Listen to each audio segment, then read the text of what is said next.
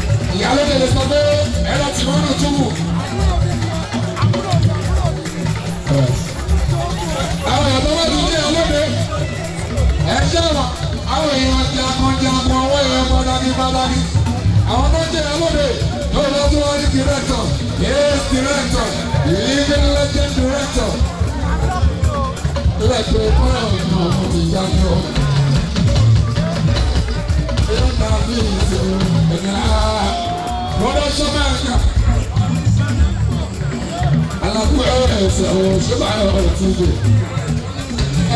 Yorùbá pọ̀ ó fẹ́ lè pa mí.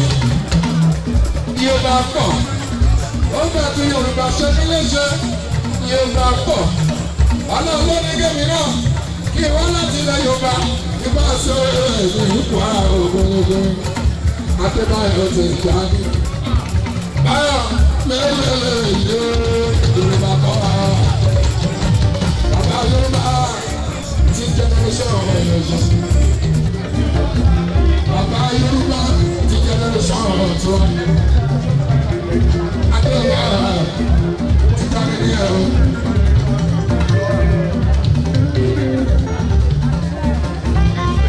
Bọ́lá wọn dáadáa ní Bọ́lá àwọn tí bẹ́ẹ̀ ní àṣọ l'Amẹ́ríkà Bọ́lá òjò Bọ́lá wọn dáadáa ní àwọn tí bẹ́ẹ̀ ní l'Amẹ́ríkà àmọ́ṣọ́ ilẹ̀ tó bá ti jáde o. Ṣé Bọ́lá owó wọn dáadáa ní Bọ́lá. Àwọn tí bẹ́ẹ̀ ní l'Amẹ́ríkà Bọ́lá mọ́ àwọn ìbẹ̀rẹ̀ mi nípa ọ̀gbọ́n Bọ́lá náà lè sọ ọmọ ọ̀gbọ́n àwọn tó Amẹ́ríkà Bọ́lá àwọn ìbẹ̀rẹ̀ mi ò ṣe Bọ́lá olùkọ́.